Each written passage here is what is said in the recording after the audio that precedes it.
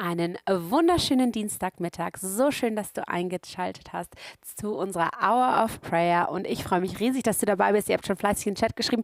Mit mir heute im Studio ist Susan. Susan, so schön, dass du da bist und dass wir das gemeinsam machen. Ja, das ist wirklich ein Highlight, Sarah. Ja, ist das Vielen, wirklich vielen so Dank. schön. Hey, du hast am Sonntag eine wunderbare Predigt gegeben in der Send Revival 7 Sendschreiben-Serie, in der wir sind, über die 6. Church Philadelphia und mit dem großen Statement Gott überfordert. Stimmt das? Wow, gell? Das ist ein Statement. Ja. Und dann doch noch die Frage dahinter. Genau, aber auch diese Frage, ja, stimmt das denn? Und ich war so herausgefordert, deine Predigt anzuhören. Es war für mich eine riesen Ermutigung auch. Du hast immer einen ganz besonderen Weg, auch zu meinem Herzen zu sprechen. Jetzt ist aber meine Frage an dich. Hat dich Gott schon mal überfordert, Susan? Also es ist natürlich so, dass ich mich schon sehr, sehr oft überfordert gefühlt habe und dann irgendwie so rückblickend immer sagen musste, ja, nein, es ist eigentlich aufgegangen und ich habe mir einfach Gedanken gemacht, was ist denn der Unterschied zwischen überfordert und herausgefordert? Super. Weil herausgefordert, also das möchte ich ja schon werden. Ich mag das nicht, wenn es immer gleich läuft. Also ich mag auch Entwicklung und Weiterentwicklung und wir sind ja auch dazu berufen, Jesus immer ähnlicher zu werden. Das hat ja schon mit Wachstum und Weiterentwicklung zu tun. Und etwas, was mir geblieben ist, dass der Unterschied von überfordert zu herausgefordert ist. Bei herausgefordert hast du immer Ressourcen zur Verfügung. Wow. Super. Du hast uns auch eine deiner aktuellen Lieblingsressourcen mitgebracht, und zwar ein Bild, das aktuell sehr zu dir spricht. Ja. Magst du uns ein bisschen mit reinnehmen in dieses Bild? Genau. Das ist das Bild von Jesus. Ihr seht es da hinten auf dem Screen eingeblendet und das hat mich in seine Message gebracht, weil es eigentlich das darstellt, was wir in Offenbarung 1, Vers 12 und folgende lesen, wie Jesus dargestellt wird. Und gerade zu Beginn möchte ich, dass wir mit diesem Bild uns vorstellen, dass Jesus in unserer Mitte ist. Und gerade wenn es ums Thema überfordert geht und ich einfach weiß, das ist die feste Substanz in meinem Leben und er ist immer da, dann hilft das sehr viel, weil offensichtlich das ja der Unterschied ist, ob ich eine Ressource habe oder ob ich Ressourcen habe oder nicht. Und du kannst es gerne die Augen schließen, wenn das für deine Umstände möglich ist. Also wenn du am Autofahren bist, sagen wir immer, dann lieber nicht. Und ich möchte einfach diesen Jesus ein bisschen beschreiben oder vorlesen, wie er in Offenbarung 1, Vers 12 beschrieben ist, mit dem Wunsch, dass du eine Vorstellung bekommst, dass er jetzt mitten unter uns ist. Weil ich liebe das, diese Fackeln, die stellen die stellen die Leuchter da, die beschrieben sind, und unten sieht man ganz klein, sieht man da die Gemeinden. Ich weiß nicht, ob du das sehen kannst, und er ist einfach mittendrin. Und ich danke dir, Jesus Christus von Nazareth, der Auferstandene, dass du mittendrin bist in meiner Situation, in meinen Umständen, jetzt in dem Moment. Und es heißt da, mitten zwischen ihnen stand einer, der wie ein Mensch aussah. Und du wurdest Mensch, du warst ganz Mensch und bist ganz Gott. Er hatte ein langes Gewand an und um die Brust trug er einen goldenen Gürtel. Und wenn ich sage, er hat ein langes Gewand an, dann stell dir vor, dass du jetzt zu diesem Gewand kommst und wie die Frau mit Blutfluss hat sein Gewand angefasst. Er ist erlebbar und er ist berührbar heute hier in unserer Mitte, auch wenn wir ihn nicht sehen. Seine Haare waren so hell wie eine Wolle, ja, weiß wie Schnee. Seine Augen leuchteten wie die Flammen eines Feuers.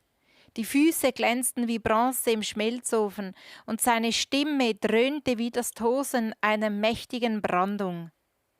Und Jesus, es hat schon so etwas Fürstliches auch, wenn ich mir gerade vorstelle, so eine Brandung, wo die Wellen so dran klatschen. Und so ist deine Stimme einfach gefüllt mit Kraft. In seiner rechten Hand hielt er 7 Sterne und aus seinem Mund kam ein scharfes, doppelschneidiges Schwert. Sein Gesicht leuchtete strahlend hell wie die Sonne. So bist du, Jesus. So bist du hier in unserer Mitte.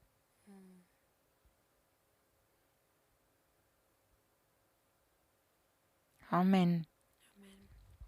Ich liebe dieses Bild, weil es für mich Jesus so nahbar macht. Ja. Ich glaube, oft haben wir dieses Bild von einem distanzierten Gott und je mehr oder je länger ich mit Jesus unterwegs bin, desto mehr merke ich, er möchte wirklich ganz nah und sehr persönlich sein und dieses Bild macht es für mich so klar oder er ist in der Mitte, er interessiert sich für uns und der erste Punkt in deiner Message am Sonntag war ja, Jesus spricht deine Sprache. Und das ist für mich ein sehr bewegender Punkt gewesen, weil oft habe ich das Gefühl, hey, vielleicht kann ich mich nicht richtig ausdrücken, artikulieren, meine Situation ist komplex, kann ich das alles vor Jesus legen, oder? Und dann dieser Punkt, nein, aber er weiß ganz genau und er versteht, aber er spricht auch meine Sprache. Magst du uns ein bisschen mit in den Punkt von deiner Sichtweise nehmen? Ja, ich bin auf diesen Punkt gekommen, weil ich einfach bei diesen Sendschreiben sehe, dass er sich so individuell vorstellt und genau ihre Situation, also ihre Alltagssituation, manchmal auch ihre Notsituation aufgreift und das zu einem Bild macht. Also das war ja jetzt bei Philadelphia, Philadelphia, Stadt der Bruderliebe, aber ausgerechnet sie wurden von ihren jüdischen Brüdern aus der Synagoge ausgeschlossen. Und dann kommt er wieder mit der Tür. Und ich finde es einfach berührend, dass Jesus so in die Alltagssituation hineinspricht. Und es gibt ja auch so verschiedene Arten, wie er spricht oder wie man ihn dann verstehen kann. Die einen mit Bildern, die anderen haben einfach ein Gefühl, die dritten hören ihn akustisch, ist mir noch nie passiert. Und es ist wie so eine Sprache oder eben auch eine Bildsprache. Und für mich war das ein persönlich geistlicher wirklich Durchbruch, als ich realisiert habe, dass Jesus meine Fantasie braucht, um zu mir zu sprechen. Ja. Und das finde ich so schön. Vielleicht schreibst du doch gerade mal in den Chat herein, hey, wie spricht denn Jesus zu dir? Vielleicht hast du Jesus noch nie wirklich erlebt, dass er zu dir gesprochen hat. Vielleicht bist du schon lange mit ihm unterwegs und du spürst ihn durch eine gewisse Art und Weise. Ich muss gestehen, Susanne, Jesus spricht zu mir auch durch Bilder, ganz bewusst. Und Also was meinst du damit? Also wenn ich zum Beispiel, zwei Versionen habe ich, wenn ich meine Augen schließe und sage, Jesus, gib mir das Bild, gib mir eine Lösung, gib mir vielleicht auch Weisheit für die Situation, zeig mir. Und dann bekomme ich manchmal ein Bild, in dem ich einfach sehe und erkenne, so und so, jetzt nicht Klarheit, aber manchmal eine, wie sagt man, eine Symbolik von dem. Ja. Oder wenn ich aber auch, ich erlebe Gott auch ganz bewusst in der Natur und dann spüre ich, wie sein Geist zu mir durch die Natur redet, durch einfach das Rundherum, oder? Dass meine Perspektive sich ändert. So merke ich, dass Gott auch zu mir spricht. Du hast am Sonntag dieses Bild von der Tür benutzt. Und ich würde mega gerne nochmal darauf eingehen. Du hast verschiedene Türen uns mitgebracht. Ja. Du hast uns auch ein goldenes Zepter mitgebracht. Eine große Tür, eine Tür auf einem Bild. Und ich würde gerne noch von dir hören, was ist denn so deine Tür? Also ich höre Jesus eigentlich sehr oft durch Geschichten. Also sei das Bibelgeschichten, weil ich liebe das. Man kann dann so eintauchen und plötzlich verschmelzt die Bibelgeschichte mit meiner Geschichte. Und der Vorteil von einer Bibelgeschichte ist ja, dass man das Ende schon kennt, weil das ist ja dann schon abgeschlossen. Und das gibt mir dann sozusagen wie eine Vorstellung, was Jesus jetzt bei mir noch tun möchte. Ja. Also Geschichten liebe ich. Vergleiche liebe ich. Also Jesus hat ja so viel in Gleichnissen gesprochen und das verstehe ich einfach. Wir hatten es gerade heute davon, zum Beispiel bei der Weintraube, das ist ja auch so ein Bild, das von der Bibel kommt, aber das bei der Weintraube finde ich persönlich jetzt Blätter relativ unnötig, oder? Weil ich denke, es geht ja um die Traube, also es geht ja um die Frucht, aber dann hatten wir es heute Morgen davon, dass die Blätter dazu da sind, dass sie das Sonnenlicht aufnehmen und Photosynthese machen, was so viel heißt, sie wandeln dann die Energie in Zucker um, was dann die Traube süß macht, also so viel wie ich verstehe. Und das sind einfach so Bilder, wo ich dann mitnehme und denke, genau, wenn ich in einer Phase bin, wo ich das Gefühl habe, da läuft ja überhaupt gar nichts, dann bin ich wie die Blätter. Und das macht mich dann ruhig, weil ich weiß, nein, es läuft ja viel mehr, als man denkt, weil es passiert gerade etwas im Verborgenen. Ja, spannend. Ich finde das so schön, dass Jesus unterschiedlich zu uns spricht. Viele von euch haben in den Chat geschrieben, ich habe da gerade mal reingeguckt.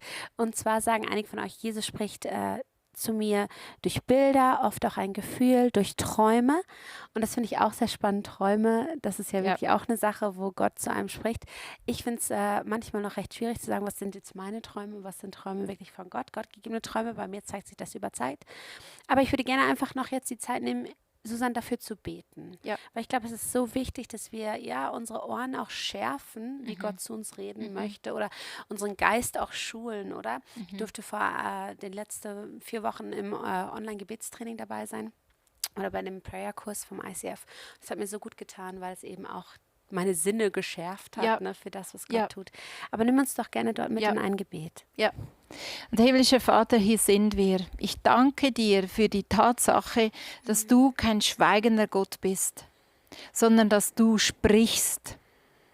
Und du sagst, rufe zu mir in Jeremia 33, rufe zu mir, dann will ich dir antworten und die große und unfassbare Dinge zeigen, von denen du nichts weißt und auch nichts wissen kannst. Ja. Und das ist so ein Geschenk, das du uns gerade auch heute anbietest, dass wir zu dir rufen sollen und du gibst Antwort und du zeigst uns Dinge. Und das schließt dann mit Jakobus 1 an, wo er sagt, wenn ihr Weisheit mangelt, dann bittet Gott und er wird euch geben. Und ich danke dir, dass du heute ganz konkret jetzt in Situationen hineinsprichst und Erkenntnis gibst, Weisheit gibst für überall da, wo jetzt Menschen zuschauen und zuhören, wo sie einfach nicht weiter wissen. Du führst und leitest. Und du hast auch gesagt, dass dein Wort uns führt und dass wir die Bibel lesen können und sie leitet uns einfach. Und das ist eine Wahrheit und die nehmen wir. Ja, Jesus. Du sprichst heute, hier und jetzt in die Situation von Sarah, in meine Situation, in deine Situation, spricht er heute und jetzt und das erwarten wir im Namen Jesus. Amen. Amen. In Matthäus 18, Vers 19 steht, aber auch das sage ich euch, wenn 2 von euch hier auf der Erde meinen Vater im Himmel um etwas bitten wollen und sich darin einig sind, dann wird er es ihnen geben. Und das ist der zweite Punkt, den du am Sonntag gebracht hast. Die Gemeinde hat göttliche Autorität. Und das finde ich so eine starke Sache. Ich bin so dankbar, dass wir wirklich in einer Gemeinde sind, wo ich das Gefühl habe, die wandelt auch schon in der Autorität, wahrscheinlich zu unserem Erachten nach nur 50-60%. Das ist ja immer Luft nach oben, oder? Aber das ist so ein schöner Punkt, finde ich. Und nimm uns doch gerne nochmal mit. Du hast es so ganz toll erklärt, was die Gemeinde bedeutet und was es auch für dich bedeutet. Ja, die Gemeinde, das ist eigentlich Ekklesia, das kommt vom Griechischen und das ist so eine politische Bezeichnung für eine Gruppe von Leuten, die zusammenkommen, um die Angelegenheiten ihrer Stadt zu regieren. Und das war offensichtlich eine bekannte Bezeichnung, Ekklesia. Das hat jeder gekannt, weil man weiß, wie die Gemeindestruktur aufgebaut ist, also die Ortsgemeinde oder die politische Gemeindestruktur aufgebaut ist und hat das genommen, weil es offensichtlich am besten beschreibt, was genau mit den Christen passiert, wenn sie zusammenkommen oder was dort passieren sollte oder was eigentlich ihre Autorität wäre. Und deswegen auch das Zepter, das du angesprochen hast, das symbolisiert es für mich. Was bedeutet denn Autorität für dich in der Gemeinde? Was sind das für Punkte, wo du sagst, hey, da dürfen wir als Christen in Autorität reinstehen? Also ich beginne mal Autorität zu Hause, oder? Also du bist Mutter und damit hast du ja natürliche Autorität für dein Kind oder deine Kinder. In der Ehe hast du Autorität. Du hast Autorität in der Wohnung, die du gemietet hast, weil sie gehört dir. Und so breitet sich der Kreis immer mehr aus und Jesus hat uns verschiedene Dinge gesagt, wo wir Autorität haben wegen ihm. Zum Beispiel hat er gesagt, treibt Dämonen aus, weckt Tote auf. Also das fordert mich nach wie vor extrem heraus. Heilt Kranke, weckt Tote auf. Er hat damit gesagt, das ist ein Autoritätsbereich den ihr habt. Also wir haben nicht überall geistliche Autorität, weil wir den Bereich nicht haben, aber das empfinde ich als einen, den wir haben, gerade als Gemeinde, weil er sagt, wo zwei übereins kommen, um das, was sie bitten, da wird es ihnen geben. Also ja. Jetzt interessiert mich natürlich brennend, Susanne, wie du das in deinem Alltag praktisch lebst. Weil ich glaube, wenn ich jetzt auch in den Chat gucke und euch frage, hey, wie lebt ihr diese Autorität, die Gott euch gegeben hat, dann kommen bestimmt ganz viele Sachen zusammen. Aber es wäre so schön, gibst du uns 2 vielleicht Beispiele aus deinem Leben, wie du das lebst. Ich bin nebenbei am Überlegen, hey, wo lebe ich das, auch in meinem Alltag? Ja? Ich habe Sascha. ja, also mich beeindruckt, dass wir Stimmungen zu Hause prägen können und nicht einfach hinnehmen müssen. super. Also wenn ich zum Beispiel merke, und das habe ich auch von einer Freundin gelernt, wenn die Stimmung zwischen den Kindern, meine sind ausgeflogen, aber wenn die Stimmung zwischen den Kindern einfach nicht gut ist und das manchmal so ein Stimmung oder so, dann nimmt sie Einfluss und betet und sagt, hey, das geht nicht. Zank, Geist, du gehst raus im Namen Jesus, weil das ist mein Zuhause, das bestimme ich. Ich mache es ganz praktisch, weil ich sehr viel in Hotels unterwegs bin. Und da habe ich einfach schon so einen starken Unterschied gemerkt, wenn ich ganz bewusst sage, jetzt habe ich das Zimmer gemietet und jetzt sage ich da, wer Herr ist. Und hier regiert der Heilige Geist. Er wohnt in diesem Zimmer. Er nimmt jetzt Raum und alles, was ihn nicht meint, das geht jetzt im Namen Jesu raus. Und ich habe einfach gemerkt, unbewusst, das gibt einen Atmosphärenwechsel. Die Atmosphäre wechselt und ich will es mir nicht mehr leisten, dieses Gebet nicht zu beten, bevor ich da meine Koffer auspacke. Ich liebe das. Ich will es mir nicht mehr leisten. Ja. Das ist, finde ich, so eine gute Aussage, weil ich auch merke, in meinem Leben gibt es Sachen, die will ich einfach nicht mehr hinnehmen. Je mehr ich mit Jesus unterwegs bin, je mehr ich auch im Glauben wachse, will ich mich auf diesen Wahrheiten, aber auch in seiner Autorität gründen, oder? Ja. Und will einfach nicht mehr jeden Blödsinn mitmachen. Ja. Wir haben das so erlebt, wir sind in eine neue Wohnung gezogen und wir haben über uns Vermieter. Und sie kamen permanent zu uns runter und wollten uns Angst machen. Sie haben bei uns geklingelt, haben sie alle Türen abgeschlossen. Bei ihnen wurde schon oft eingebrochen. Haben sie die Tür abgeschlossen. Sie haben da nicht richtig zugemacht. Permanent, wahrscheinlich so 2-3 Mal am Tag. Und das ungefähr für 2 Wochen. Und nach 2 Wochen war ich wirklich bis hier oben, stand es mir. Oder ich habe gemerkt, jetzt mag ich nicht mehr. Jesus, das ist nicht das. Ich habe so Freude an dieser Wohnung. Ich habe das Gefühl, irgendwas will mir das so mausig machen, oder? Weil irgendwann schleicht sich ja die Angst ein. Bricht jemand ein?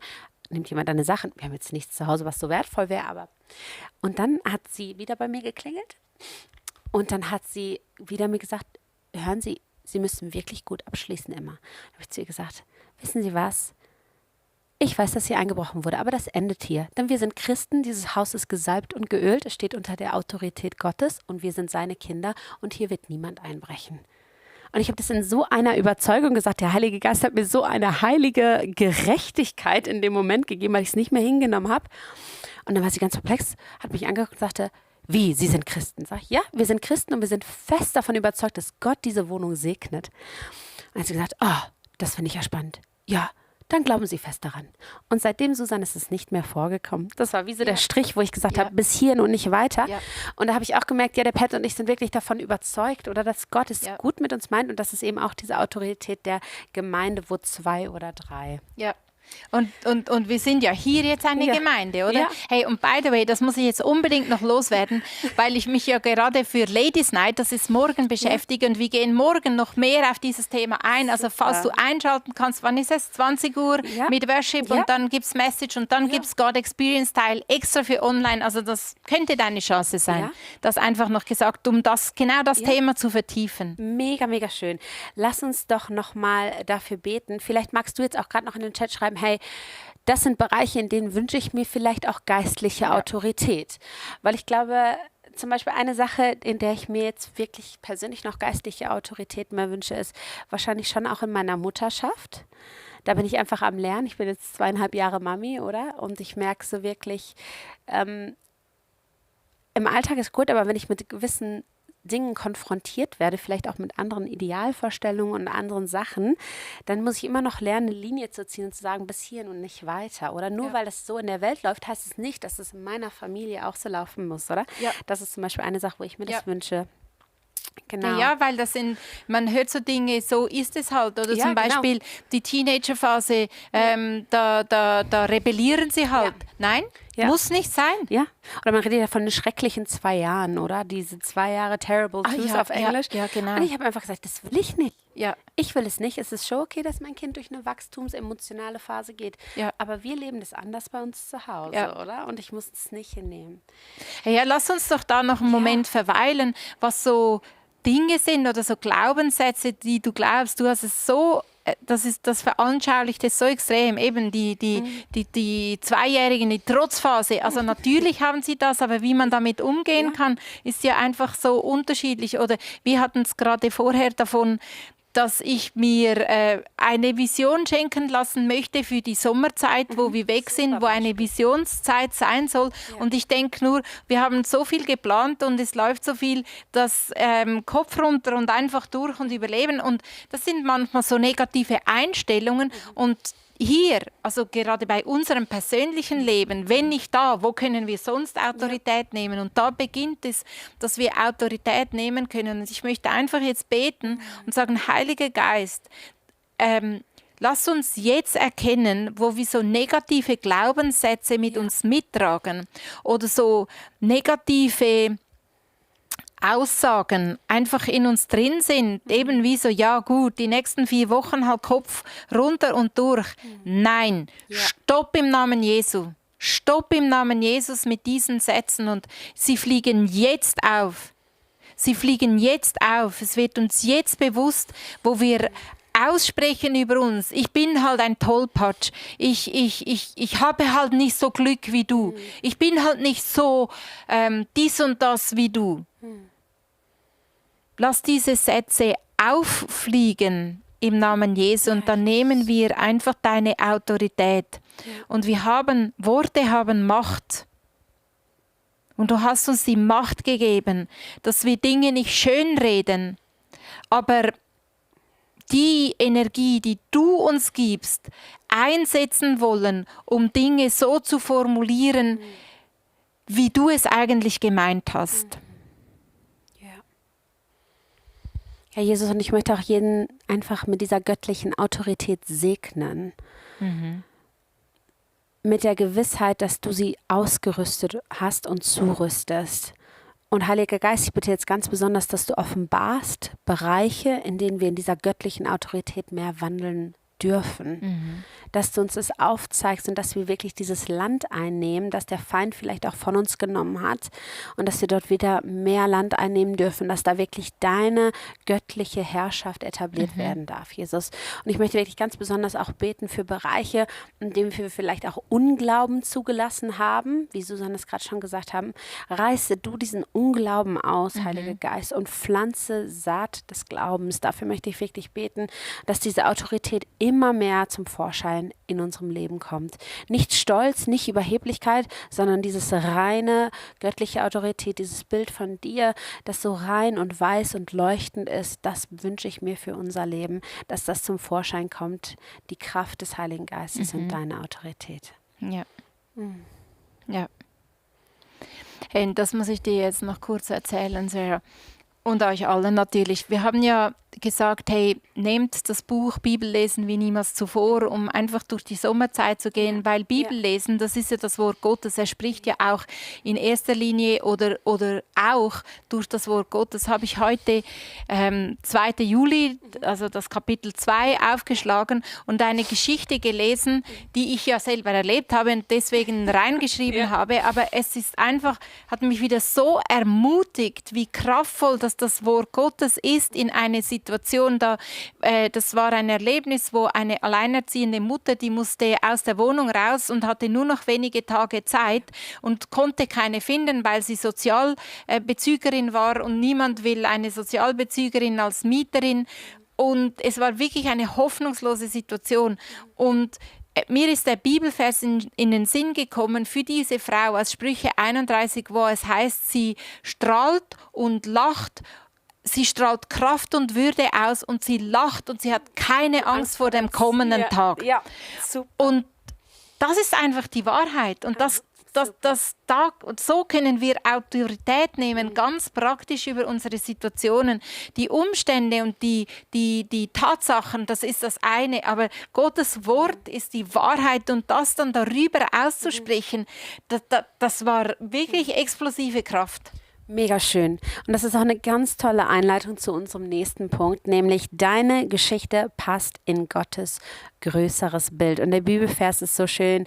Ich liebe ihn. Offenbarung 3, Vers 8. Sieh, ich habe dir eine Tür geöffnet, die niemand verschließen kann. Deine Kraft ist klein, doch du hast an dem, was ich gesagt habe, festgehalten und dich unerschrocken zu mir bekannt. Und Susanne, so schön dieser Bibelvers, wenn wir wirklich in dem wandeln, was Gott für uns hat, dann kann niemand die Tür schließen. Und ich liebe dieses Bild von der Tür, die nicht verschlossen werden kann. Vor einigen Jahren hat mir jemand anders ein anderes Bild gegeben, und zwar von einem Tisch, der gedeckt ist, dieses Festmahl Gottes, und jeder hat einen Platz an diesem Tisch. Und keiner kann deinen Platz besetzen.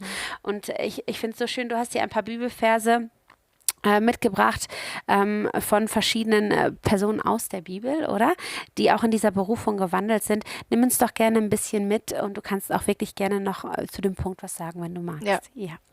Also ihr Lieben, mir ist einfach aufgefallen, dass und da sind wir wieder bei diesen Glaubenssätzen, wo ich Einfluss nehmen kann. Mir ist aufgefallen, dass ich oft denke, ja, Gott braucht halt das, was am wenigsten, gebraucht mich da, was ich am wenigsten gut kann, damit er groß dasteht. Das ist ja in sich nicht falsch. Nur wenn ich zum Beispiel auf der Bühne stehe, und das habe ich am Sonntag auch so deutlich gemacht, bedeutet das, ja, es tut mir leid, ich kann es halt nicht, aber Gott kommt schon zum Ziel, er macht es schon groß. Das ist so ein anderer Ansatz, als wenn ich auf der Bühne stehe und weiß, ich bin berufen, ich bin befähigt und ich bin übernatürlich ausgerüstet, diese Aufgabe zu tun. Das ist, also ich spüre gerade, ich muss mich einfach gerade anders hinsetzen. Und mir ist bewusst geworden, dass eigentlich so oft genau da, wo wir eine Berufung haben, wo auch du eine Berufung hast, eben das zuerst verdeckt werden will mit Not, dass eigentlich das der Punkt ist. Also ganz konkret bei Mose, wie es da steht. Pharao hat ihn vor seinem Geburt zum Tod verurteilt und das muss man sich mal vorstellen und man würde denken, ja, der darf gar nicht leben, weil er ist zum Tod verurteilt und es darf ihn gar nicht geben, seine Mutter musste ihn verstecken und. Aber er hatte die Berufung, dass er ein Leiter wird und das Volk Israel aus der Sklaverei befreit von Pharao. Also das ist ja, es dürfte ihn gar nicht geben. Er musste versteckt werden. Aber eigentlich, und es ist nicht so, ja, Gott nimmt halt das Schwache, damit er groß wird, sondern eigentlich steckt dahinter seine Berufung. Ja. Und wenn ich das jetzt so ein bisschen durchgehe, dann bitte ich dich, Heiliger Geist, dass du jetzt in unseren Gedanken klar machst und ein Bild aufzeigst, wo dass hinter unseren Schwierigkeiten, hinter unseren Nöten, hinter unseren Süchten, hinter unseren Macken verborgene Berufungen stecken, wo der Feind einfach zuerst ganz, ganz viel zudecken will, dass es ja nicht sichtbar wird. Weil wenn wir in unsere Berufung laufen, dann hat es eine Kraft und sie wird jetzt aufgedeckt im Namen Jesus. Weil ich so einfach spüre, dass heute der Moment ist, wo die Lügen aufgedeckt werden, dass ich das nicht kann, dass ich da nicht gut bin und dass aufgedeckt wird, was eigentlich dahinter ist. Und vielleicht spricht der Heilige Geist durch die eine oder andere Person in der Bibel, weil, wie gesagt, das sind ja Geschichten, wo ich immer wieder Gott erlebe. Jeremia zu jung, der fühlte sich zu jung und zu unfähig und vielleicht war das so seine Schutztüre. Also der hätte nie gedacht, dass Gott ihn gebrauchen würde als Sprachrohr. Ja. Also das ist ja eine krasse Aufgabe. Oder Gideon, er fühlte sich schwach, kleinste Stamm war er und minderwertig und vor allem vergessen von Gott. Ja. Und ausgerechnet aus dem ganzen Volk hat Gott ihn ausgesucht, damit er das Volk von den Feinden befreien kann. Das ist auch so ein Gegensatz, oder? Ja, Er denkt, ich bin nichts, ich kann nichts. Aber dafür steckt dahinter eine Berufung und der Feind hat genau gewusst, wenn Gideon das schnallt, dann hat er verloren. Und so war's. Ja. David, das ist auch eine weitere krasse Geschichte. Vielleicht gehörst du zu denen, die waren in der Familie einfach die Letzten. Die sind nie vorne gestanden, die sind nie groß aufgefallen, David war vergessen von der Familie. Man hatte ihn vergessen, als sein Vater alle Söhne aufreihen sollte. David war nicht da. Aha, ja stimmt, wir haben noch einen. Ja. Aber er ist König. Seine Berufung ist König. Also für alle sichtbar. Mega Und cool. er herrscht über die Familie. Das berührt mich einfach. Nicht, weil Jesus das, was am wenigsten wert ist, gebraucht in dem Sinne, sondern wie fies der Feind da Dinge verdecken will und zudecken will und David glauben lassen will, ach, ich bin sowieso niemand. Ja. Und die Frage ist, was du glaubst. Ja. Und der letzte ist Petrus. Auch krass, oder? Verleugnet Jesus 3-mal. Ja. Also der muss sich ja sehr himmeltraurig vorgekommen sein. Aber auf seinem Leben stand die Berufung, der Kirchenvater zu sein. Ich liebe, dass wir uns eigentlich mit so vielen Texten in der Bibel so identifizieren können. Ich weiß nicht, wie es dir gerade geht, wenn du das liest, ob du dich mit einem dieser Beispiele identifizieren kannst oder das auch gerade hörst und mitnimmst, was vielleicht deine Bereiche sind, wie Susan auch gerade gesagt hat, ey, Heiliger Geist, deck doch auf, wirklich die Bereiche, wo wir das zugelassen haben oder wo wir uns hinter Sachen verstecken, die Gott eigentlich zum Vorschein bringen möchte. Und ich liebe das, ich identifiziere mich auch so oft damit. Ja, auch vielleicht dieses Jeremia, zu jung, zu unfähig oder so, fühle ich mich auch. Ja. Oder auch, Petrus, Jesus verleugnen. Wo in meinem Alltag ist immer noch nicht die Herrlichkeit Gottes eingetroffen, wo ich eigentlich mehr Autorität leben müsste. Und ich liebe das aber einfach, dass Gott diese Schwache nimmt und dass seine Herrlichkeit kommt, oder? Und dass er das umdreht und dass er dem Ganzen Sinn gibt. Und das finde ich so schön. Auch diese Ermutigung zu wissen, Gott, letztendlich schaust du für mich. Ja. Ich gebe dir das, mein Bestes, was wir vorhanden ist. Wenn ich so drüber nachdenke, Gideon, der war wahrscheinlich einfach auch treu, weil er eben in dieser vielleicht auch demütigen Haltung gelebt hat und wusste, es passiert eh nichts Besseres, oder? Und dann kommt Gott und der macht alles und der nimmt aus diesem reinen Herzen, aus dieser Treue, nimmt er was und er verwandelt es in was richtig Schönes und das finde ich so gut. Susan, magst du für uns beten? Ja. Einfach vielleicht, dass, wir auch im Chat, ich weiß nicht, wie es dir geht, wenn du noch das Gebetsanliegen teilen möchtest, vielleicht einfach dieses größere Bild für unser Leben auch erkennen können. Ja. Ja, und Heiliger Geist, ich bitte dich jetzt, dass du durch die Reihen gehst und nochmals die Kindheitsträume wachrüttelst.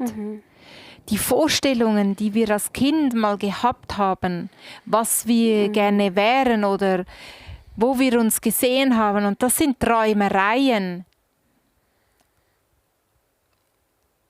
wo im Lauf der Zeit verblasst sind, weil uns andere Dinge eingeredet haben, dass es nie möglich ist, dass es nicht sein wird, dass wir nicht der Typ dafür sind und. Und jetzt bitte ich dich, Heiliger Geist, ich sehe einfach, wie du jetzt kommst und man sagt so schön im Estrich, oder wie heißt das auf Deutsch? Estrich, die Diele oder das Obergeschoss. Dachboden. Der Dachboden. Genau, ich sehe einfach so, wie im Film, der Dachboden und da ist eine Schatztruhe und da sind Träume vergraben und der Heilige Geist bläst jetzt über diese Schatztruhe den ganzen Staub weg und da sind die Träume noch drin, unverbraucht und auch nicht nicht verbraucht, nicht abgegriffen, sondern wie brandneu. Und sie passen genau jetzt, heute für dein Leben. Ja. Und wir packen, also wir machen diese Schatztruhentüre auf. Und das war ja auch so ein Bild aus meiner Message. Und jetzt sehe ich eine Türe von der Schatztruhe oder ein Deckel. Und der geht jetzt auf. Und da kommen die vergrabenen Träume raus. Und sie sind wie neu. So schön. Und ich segne dich mit Mut, dass du diesem Traum nachgehst. Dass du das, was du dir früher immer vorgestellt hast, dass du das ins Gespräch kommst mit dem Heiligen Geist, was er damit sagen will.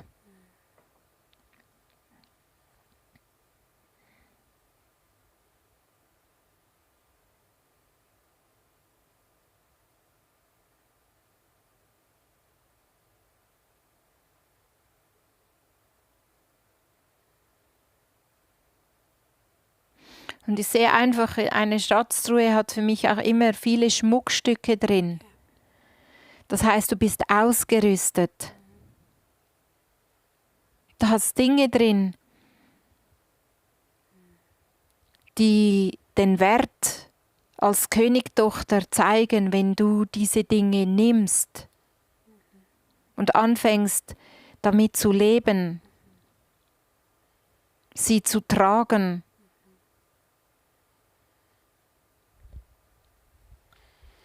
Ja, und ich habe auch einfach den Eindruck, dass einige dabei sind, die vielleicht denken, ja, Susan, Sarah, ihr wisst aber nicht meine Geschichte und Gott hat mich abgeschrieben. Ich bin schon vielleicht auch vom Alter her weiter fortgeschritten und Gott ist wie fertig mit mir. Oder ich möchte einfach zusprechen, Gott ist nicht fertig mit dir. Er hat was mit dir vor. Dein Leben liegt in seinen Händen und jeder Tag ist ein Neuanfang. Er möchte dir diesen schenken. Er möchte dich mit Glauben segnen und er möchte dich wirklich auch damit segnen, dass du ihm vertrauen kannst und dass er zu dir persönlich sprechen möchte. Und wenn du das bist, wenn es jetzt zu dir gesprochen hast und sagst, hey, Gott, ich möchte es in Anspruch nehmen. Ich spreche dir einfach zu, Gott ist nicht fertig mit dir. Er fängt gerade erst an und es ist so schön, dass du dabei bist und dich auf diese Reise einlässt mit ihm. Susanne, wir sind fast am Ende. Ich habe mir aber überlegt, es wäre schön, lass uns doch noch über den Haltefestpunkt reden. Das fände ich jetzt noch einen schönen Abschluss. Und zwar Offenbarung 3, 10-11. Ihr habt mein Wort beherzigt, indem ich euch zum Durchhalten aufrebt. Darum werde ich euch in der Zeit der Versuchung bewahren, die demnächst über die ganze Erde kommen wird und alle Menschen auf die Probe stellen wird. Ich komme bald. Halte fest. Was ihr habt, damit euch niemand den Siegeskrank streitig machen kann.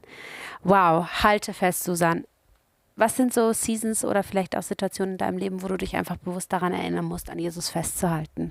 Ich finde es auch gerade sehr spannend, gerade mit dem, was wir vorhin gebetet haben, mit dieser Schatztruhe, das Bild von der Schatztruhe und den Dingen, die man rausnimmt und sich wieder erinnert, weil das vielleicht vor vielen Jahren mal so ein Gedanke war oder so eine Vorstellung, vielleicht auch eine Vision, die du hattest für dein Leben schon als Kind, aber das gar nicht verstanden hast. Und wenn da jetzt in dem Zusammenhang steht, halte fest, finde ich das eine sehr starke Aussage. Und ich möchte es so ein bisschen auf diese Weise einfach jetzt abschließen. Ihr habt mein Wort beherzigt und nimm jetzt die Autorität, die du hast für dein Leben und sage doch, ich habe dem Wort nicht geglaubt. Ich habe diesem Traum nicht geglaubt, deswegen war er ja auch in der Schatztruhe vergraben. Und Jesus sagt, ihr habt mein Wort beherzigt und jetzt nimm es wieder, mach es wieder zu deinem eigenen. Und damit du durchhalten kannst. Und er macht dir Mut heute zum Durchhalten. Vielleicht ist der Traum nicht verschwunden, sondern er ist immer noch da, aber du siehst die Erfüllung nicht und du wartest schon so lange darauf, bis dein Traum in Erfüllung geht. Und er hat dir ein Wort gegeben, dass du dich daran festhalten kannst, damit du durchhalten kannst. Und darum werde ich euch in der Zeit der Versuchung bewahren, die demnächst über die ganze Erde kommen und alle Menschen auf die Probe stellen wird. Und zum einen können wir diesen Vers einfach als das, was jetzt auf dieser Welt geschieht, nehmen, aber zum anderen können wir auch den ganz persönlich nehmen, wo du auf die Probe gestellt wurdest oder wo du auf die Probe gestellt wirst und versucht bist, einfach zu sagen, okay, dann halt nicht diesen Standard. Offensichtlich war das zu hoch. Ich setze jetzt einen Standard runter. Ich setze meinen Traum runter. Und jemand hat gesagt, hey, verkleinere nicht deinen Traum, vergrößere deinen Glauben. Wow. Und für das bete ich, dass dein Glaube heute vergrößert wird. Halte fest, was du hast. Ich komme bald. Und wir nehmen das so, wie das steht und glauben, dass du bald kommst und die Erfüllung von dem, was unsere Herzenswünsche sind, beschleunigst.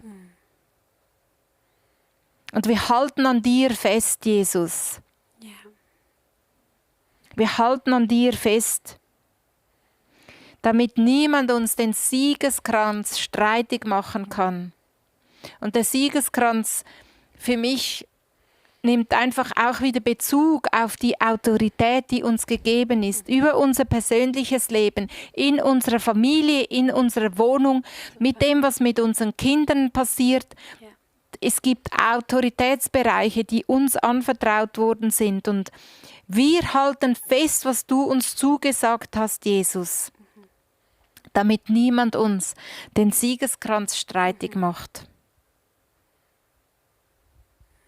Amen. Amen. Susanne, so stark. Wirklich. So stark. Ich liebe diese Prinzipien. Jesus spricht deine Sprache. Deine Geschichte passt in Gottes größeres Bild, oder? Dann hatten wir noch, wir haben dafür gebetet und halte fest. Und das finde ich wirklich mega, mega schön. Die Gemeinde hat göttliche Autorität, darüber haben wir auch geredet. Ich hoffe, du hast heute etwas mitgenommen, vielleicht für deine nächste Woche, für die kommende Woche. Wir gehen ja aktuell diese 7 wunderbaren Gemeinden durch. Jede Woche lerne ich was Neues dazu. Aber für diese kommende Woche wünsche ich dir wirklich, dass du das mitnehmen kannst, was wir heute gebetet haben. Diese göttliche Autorität mit in deinen Alltag. Und Susanne, vielleicht ganz kurz zum Abschluss noch das Segensgebet für uns. Ja. Einfach, dass das so ein bisschen versiegelt ist, oder? Das, was wir heute gebetet haben, das, was wir aufgewühlt haben, dass da einfach Segen drauf kommt. Ich habe nebenbei den Chat ein bisschen verfolgt. Ihr seid fleißig am Beten füreinander, am Einstehen. Ja, und einfach auch da am Festhalten an Jesus. Und das ist so schön zu wissen, dass ihr als unsere Online-Community, unsere Beter, die Woche für Woche auch mit dabei sind, einfach wirklich das auch so erleben und sich immer wieder darauf einlassen. Und das soll ich einfach nochmal sagen. So schön, dass du heute mit dabei warst. Ja, mein Segen ist aus Offenbarung 3, Vers 12, wo es heißt, alle, die durchhalten und den Sieg erringen, werde ich zu einer Säule im Tempel meines Gottes machen. Und ich segne dich mit der Fähigkeit, dass du durchhalten kannst, dass du Durchhaltevermögen hast, für dich persönlich, für das, was du weißt, das gut und richtig ist, aber nicht von alleine kommt in deinem Leben. Ich segne dich mit Durchhaltekraft durch den Heiligen Geist. Weil deine Bestimmung ist, dass du eine Säule wirst im Tempel unseres Gottes. Ja, Jesus. Und du läufst auf diese Bestimmung zu und du bist gesegnet und ausgerüstet, dass du durchhalten und festhalten kannst, damit du das Ziel erreichst. Im Namen Jesus. Amen. Amen. Amen. Hey, so schön, dass du eingeschaltet hast. Susanne, vielen lieben Dank, dass du dir Zeit genommen hast. Gleichfalls. Ja, so gern. Ich möchte einfach dir auch nochmal zusprechen. Hey, ich bete wirklich, dass du diese Vision für den Urlaub bekommst. Das hast du vorhin gesagt. Vielleicht geht es dir genauso. Du möchtest jetzt mit eine Vision haben für die nächste Season. Frag doch Gott danach. Ich liebe das an dir. Du bist mir so das Riesenvorbild, immer wieder zu Jesus zu gehen und zu rennen. Und zu fragen, Gott, was hast du für mich vor? Und ich liebe diesen Hunger, den du hast. Es inspiriert mich so sehr. Hey, wenn du merkst, hey, ich liebe diese Gemeinschaft, aber eigentlich weiß ich noch gar nicht viel über das ICF, dann möchte ich dich einfach einladen, uns besser kennenzulernen unter icf.ch/connect. Und wenn du merkst, ich brauche noch mehr Gebet, darfst du das auch gerne in Anspruch nehmen unter icf.ch/Gebet. Ansonsten, wir würden uns beide natürlich riesig freuen. Bist du morgen Abend bei der Ladies Night dabei? An alle Ladies, die Männer dürfen natürlich auch reinschauen, aber es ist doch wirklich für Frauen gedacht. Ja, genau. Genau, Sarah und ich werden Online-Host sein und dich dort begrüßen wieder vor oder hinter der Kamera oder wie sagt man. Genau, und freuen uns mega auf dich. Ja, und ansonsten sehen wir uns am Sonntag in unserem Finale der 7 Cent Schreiben. Ich freue mich riesig, wenn du dabei bist. Wir wünschen dir eine gesegnete Woche. Bis dann. Ciao. Ja. Tschüss.